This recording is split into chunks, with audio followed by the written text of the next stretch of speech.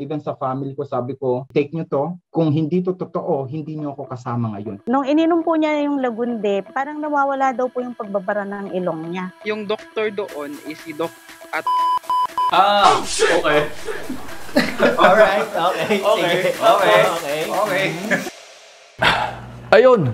Ang tagal-tagal na namin gustong gawin talaga to. Ang tagal-tagal ko na rin gustong i-edit. Pero sa ilang buwan na nakalipas, nakita-kita kami tatlo ni na Doc Junji at Doc Alvin. Nag-crowdsource kami ng ilang mga taong gustong mag-share ng kwento nila tungkol sa herbal medications and alternative medications na nagamit nila. Pumayag sila magpa-interview. So sa video na to, may papakita ko sa inyo na ilang sides ng kwentong to. Merong gumaling, merong hindi sure kung gumaling siya, at meron din namang feeling niya na-scam siya. Kaya siguraduhin nyo na tatapusin nyo tong video na to para mag-gets niyo. Ano pang hinihintay natin? Tara na!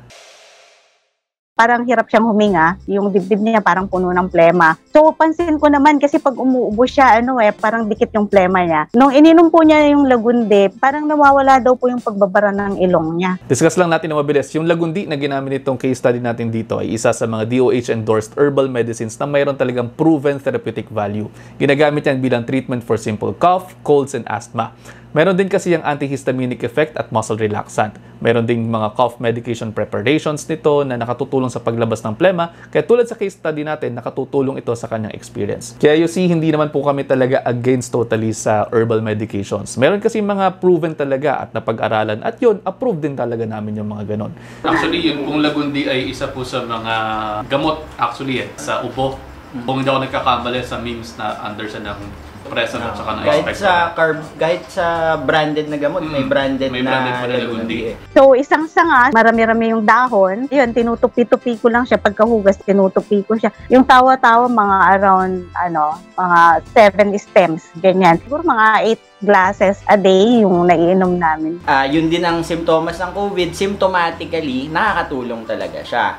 At dito natin makikita na suportado din naman naming mga doktor itong mga herbal na ganito eh. Yung Lagundi kasi nakakapagpabuka ng bronchioles natin.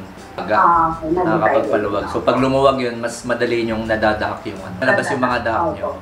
Nakakatulong din, tigi-tigisa kayong nakakainom ng kahit pa wala yung yung tawa-tawa, yung Lagundi, yun lang 8 glasses of water na naiinom nyo araw-araw. Malaking tulong yon sa pagpapalabnaw nung plema, mas madali nyong mailabas. Agree ako dyan.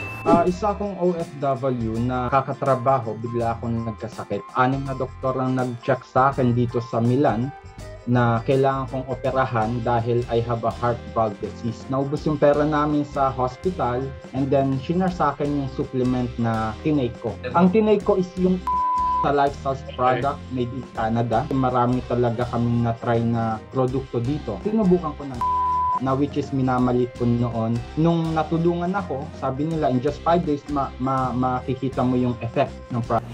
Ayan. Red flag na red flag. Usually, mga target ng mga network marketing companies ay mga taong may sakit talaga. Kasi medyo vulnerable talaga sila sa mga ganyan. O pwede nila sabihin na ito, natural lang to, wala tong side effect, di katulad ng mga gamot mo. So, yan yung mga ganyan na mga scheme na sasabihin nila o mga spill na sasabihin nila. Ano po bang sakit nyo sa heart?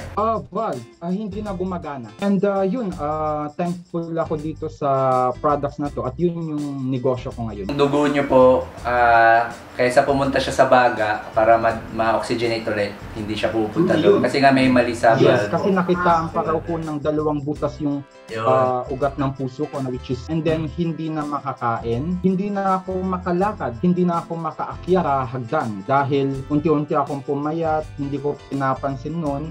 Hindi, baka kulang lang to sa kain. Sa kaso natin ganito, sabi niya meron siyang valvular heart disease. Sa ganyan, ang treatment talaga is surgical at walang kahit na anong gamot or supplement ang makapag-aayos ng isang anatomical or surgical problem. Siguro may mga nagtatanong sa inyo ngayon na bakit itong case study na to gumaling?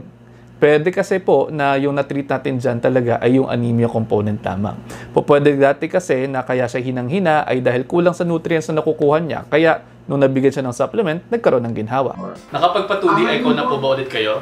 Ang last ko lang is nung 2019, but now hindi pa dahil nakabalik na ako dito tapos nag-pandemic. As soon as possible, gusto kong balikan yung 6 na doktor na nagsabi sa akin kasi concerned rin sila at gusto kong ipakita na thank the Lord na I'm okay right now, okay ako at siguro yun na lang yung kulang ko na magpapacheck ako ulit, but now full energetic at bumalik yung tingin. Comment ko lang din po no, na dito sa ganito, para ma-prove talaga natin na umepekto talaga sa isang tao yung ganyang mga treatment, magpa-test. Tulad sa case study natin dito, hindi naman na-test talaga. And kung titingnan natin, medyo pale pa din talaga siya clinically. Di ko alam kung sa camera lang ba yun o talagang pale siya.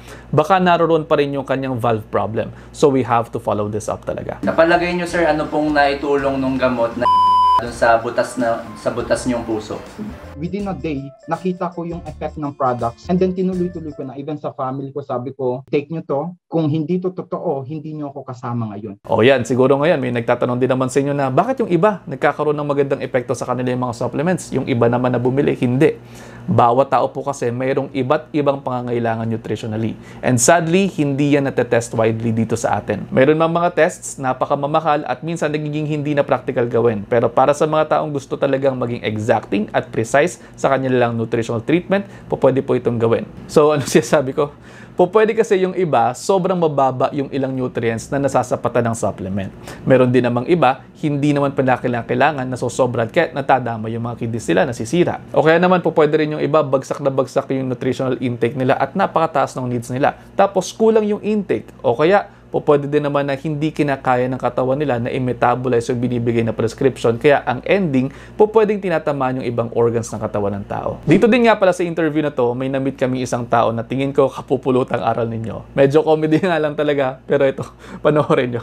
Yung kasi, na-invite kasi ako sa network marketing noon, mga 5 years ago, 2018. Sabi nila, hindi ko alam na herbal yun. Sabi lang nila na daw ako, work ba yung work. Pagpunta ko doon, herbal pala at networking pala. Tapos binibentahan ako nila ng herbal. Ang pangalan ng company is yung doctor doon is si Doc at Okay. Alright, okay. Sige. Okay. Ano ulit yun? Lahat ng sakit pwedeng gumaling? Yes, lahat ng pwedeng, kahit cancer. Tapos may doon sila, may product sila na may apple stem cell daw. Yung stem cell daw, galing daw yun sa sa Switzerland. Yung stem cell, pag ininom mo, yung cancer, mawawala daw. Pinapahinto din nila yung maintenance. Ayun. Tapos sinisiraan nila yung yung hospital kasi daw wala daw gumagaling na dito daw sa amin may gumagaling kasi herbal, natural lang ganyan. Tapos okay, wait lang. Bago natin ito ituloy, gusto ko lamang po sabihin na isa sa mga problema ng mga herbal medicines na nagpapanggap na gumagamit ng salitang nutrition sa kanilang mga preachings, sa isasabihin nila na all natural lang. All natural lamang po ang kailangan at ipatitigil ang mga maintenance medications. Yung mga maintenance medications po are there para ma-maintain ang inyong mga blood titers na hindi na kinakayang i-hold down ng inyong mga katawan to normal levels on our own. Kaya kinakailangan ng mga gamot. At kung ititigil po din yung mga gamot na yan, pwedeng tumaas ang mga yan. Say for example, cholesterol levels or blood sugar levels or blood pressure levels. Kapag ka nagkaganyan, pwede po yung maging problematic dahil tinitigil po ninyo mga maintenance medications. So, yung mga disease processes, yung mga sakit na yan yung sisira sa mga katawan ng tao at magbibigay ng komplikasyon. Yung doktor doon, si Doc, after ng talk niya, yan siya, magre-reseta ba? Pupunta yung mga ito yung high blood yung sakit mo, ito yung herbal na inumin mo. Tapos yan na, ibibigay na. Tapos bibili yung mga tao, mahal yung mga herbal product. Inom ka, Doc, pag may nararamdaman ka, sabihin lang nila na yung BRB lang daw yun. Ano yung BRB? Yung body recovery reaction lang daw yun. Halimbawa, uminom ka ng kape, tapos may nararamdaman ka, hindi maganda. Recovery lang daw yun ba? Kasi gumagaling yung katawan mo. Okay. So, hindi nila kino-consider na baka side effect yon nung nireseta nila? Hindi nila sinasabi yan. So, kasalanan ng katawan mo. Hindi kasalanan nung nireseta nila. Magkano yung binastos mo sa sarili mo? 50,000 yun. Okay. Wait lang ulit. Isipin ninyo, ititigil ang maintenance medications ng mga kababayan natin. Pero bibili ng mga gamot na ganitong kamamahal. Papalitan yung gamot pero hindi naman din siguradong gagaling. Yung iba siguro, pinapangutang pa. Ang nakalulungkot dito, kapag tumagal-tagal, pwedeng malubog palalo sa sakit yung mga pasyente, lalo magkakakomplikasyon, tapos walang pambili ng gamot na irereseta talaga ng totoong doktor. Ang ending, kapag naman nagkasakit na ganyan, hindi din naman pinanagutan ng mga ganitong klase mga naturopath. Sinasabi na BRB lang. Hindi naman po talaga ganun yung nangyayari. So please again, kinakailangan po ng iba yung pag-iingat. O para sa akin po, kung gusto po ninyo mag-supplement, okay lang naman po. Pero huwag po ninyong ititigil ang mga maintenance medications nyo hanggang sabihin ng mga doktor ninyo. Ng 500, 1,000. Ano yung mga produkto? 8-in-1 yun pangalan. 8-in-1, 10-in-1. Ikaw ba nakapag-take? Nakapag-take ako, Doc, ng 8-in-1. Ano naramdaman mo? Mahapdi sa kasi parang hindi ko pa Doc, mahapdi yung yung chan ko ba. Kapag akaalam ko, hindi pa ako nagpa-check up, hindi pa proven na may ulcer ako. Tapos pag inom ko ng kape, mahapdi, tapos nagugutom ako. Tapos makakapagpatipid daw ng kuryente yung kape. Ano? Ilalagay mo lang sa Sa kable. Lalagay mo sa kable, ikutin mo. Tapos lalagay mo ng tape. Nagtataka lang ako bakit alam nitong doktor na to. Kailan mo ba? Bakit alam niya? Tapos ito bang kape na to, mayroon parang kulay, parang mix na siya. Opo, may lumulutang na Doc, mga Na parang green. Mag-green-green. Tapos itong kape na to, kinakailangan daw, ang ipang mix mo, either kahoy o kaya ay huwag metal, Huwag metal, di ba? Tanong mo yan, pre. Kasi kapag ka-metal, mawawala yung ion. Opo. Tama? Yun. Doktor ka ba talaga? Hindi, kasi naka-attend na ako ng talk para malaman ko kung ano yung ginagawa niya. Tiningnan ko kasi kung ano yung sinasabi niya. Kasi noon pa, naririnig ko na yung pangalan niya. Hindi pa tayo doktor noon. Talaga? Med school pa lang tayo noon. Nag-a-attend ako sa kanya. Pero ano yung sakit mo? Bakit ka umattend doon? Bakit ka napagastos? Ano yung sakit na naramdaman mo noon? Yung kasi Doc, yung company kasi doon, may check up din. Malalaman daw yung sakit, pero hindi naman doktor yung nag-check up doon, parang member lang. May hahawakan ka? Tapos ilalagay mo dito sa food mo para yung ma-read daw lahat ng Ano yung ba yung parang metal? Opo. Tapos nakahook sa computer? Opo, Doc. Yun. Tapos lalabas, ikot-ikot, di ba? Ikot-ikot. Tot. Tapos lalabas na yung mga nakasulat. Parang ruleta. Ang pangalan doon yung Quantum Resonance Magnetic Analyzer. Ayun.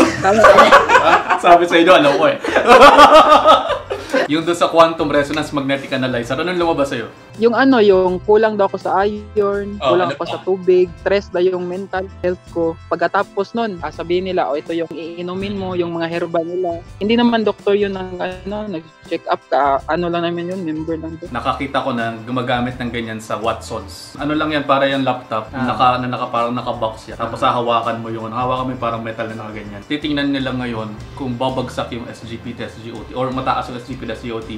Tapos i-recommenda ka na nila ng produkto na minamarket nung San Haro.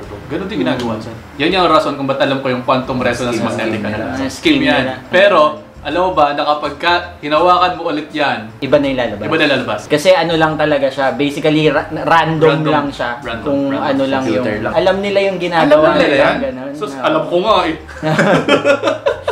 Wait lang, add ko lang din po, to be fair dyan sa Quantum Resonance Magnetic Analyzer na yan, mayroong ilang mga pasyente na yung labs nila magko-correlate sa results niyan. Pero minsan, nakapagtataka lang na kapag inulit mo yung tests pero pinalitan mo lang yung pangalan, iba na yung nagiging results. Kaya minsan nakakapag-doubt din. At yung test, kunyari, inulit mo the same day at the same time, magkakaiba na yung result na yan. Kaya still, best pa rin po talaga ay ang pagtatanong sa pasyente ng kanyang nararamdaman at pagsasagawa ng physical examination at nang sa ganun ay mas maging exacting tayo sa ating diagnosis. At syempre, kapag ka-exact yung diagnosis natin, magiging exact din po ang plano natin para sa mga pasyente. Bigyan na kita ng katotohanan dyan sa mga herbal na yan. Sa mga herbals kasi, una, kailangan dumaan sila sa FDA. Pero minsan kasi, kahit nakadaanan sa FDA, ang problema, sobra yung mga claims. Anything that you see or anything that you hear na sinasabi na one size fits all, ito lahat pwede sa'yo, ganyan-ganyan, ito walang overdose. If it is too good to be true,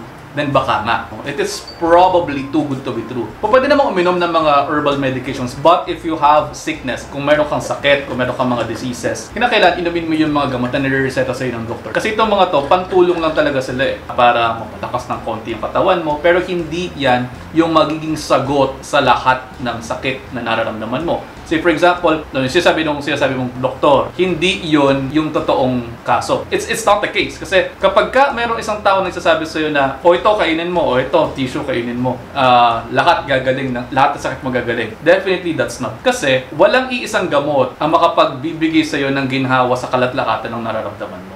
Maraming salamat for taking the time na kausapin kami and exposing itong mga ganitong bagay, no? Thank you so much.